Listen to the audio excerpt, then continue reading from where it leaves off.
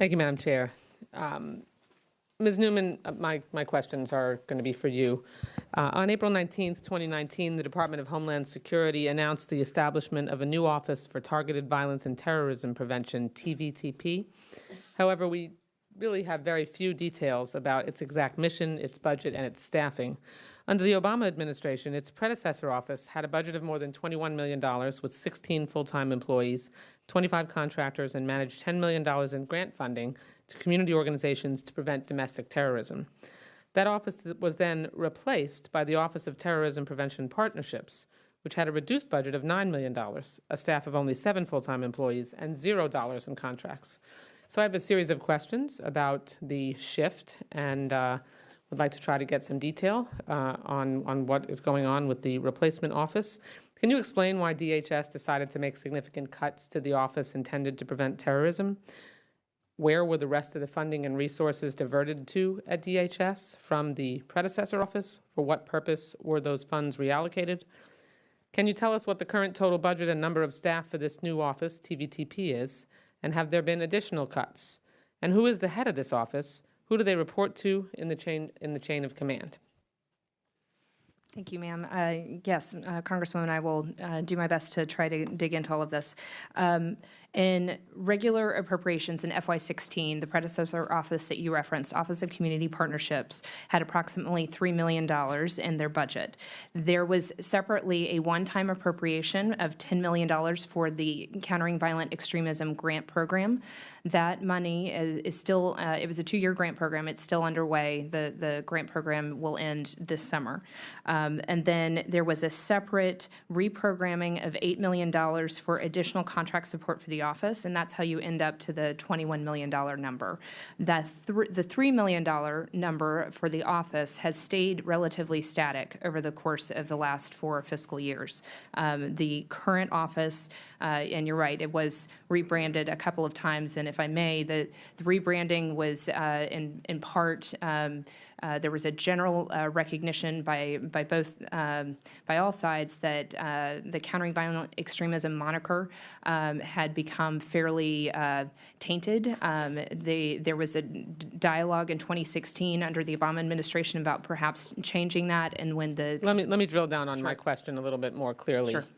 It very much seems like, I mean, you certainly spoke poignantly about your concern about addressing white supremacy and domestic terrorism, yet actions speak louder than words. I'm a show me person, not a tell me person. So the actions that this administration has spoken by shifting resources elsewhere, by reducing the budget that was previously appropriated and spent for combating domestic terrorism, sends a signal that you don't care about it as much, and you're not making as much of an effort to combat it.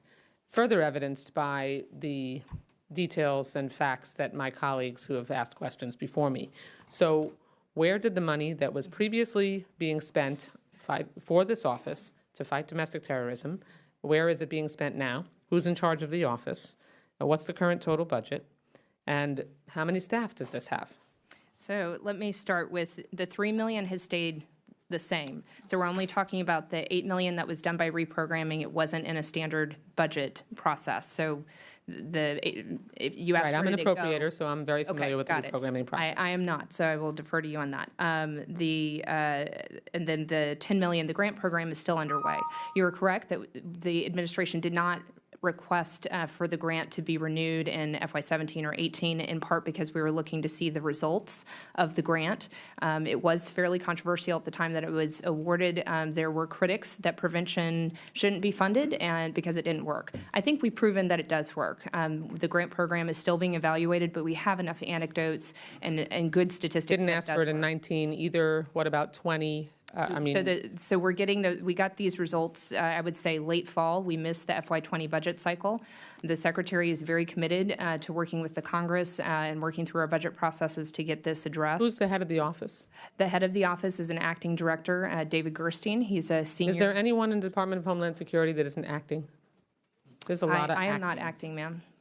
Okay, well, then I'm glad that you're here, because at least there is some permanence with someone who's answering questions. Who does the head of this office report to in the chain of command? Mr. Gersten reports to my deputy, Nate Blumenthal. He's the Deputy Assistant Secretary for Threat Prevention, who reports to me. I report to the Undersecretary for Policy, who reports to the Secretary. Okay. Unfortunately, that's a fairly low prioritization in terms of the chain of command as far as the expression of significant commitment that combating domestic terrorism requires.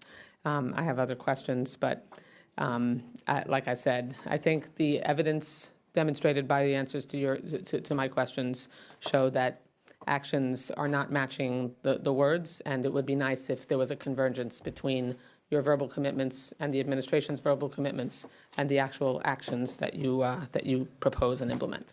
I yield back.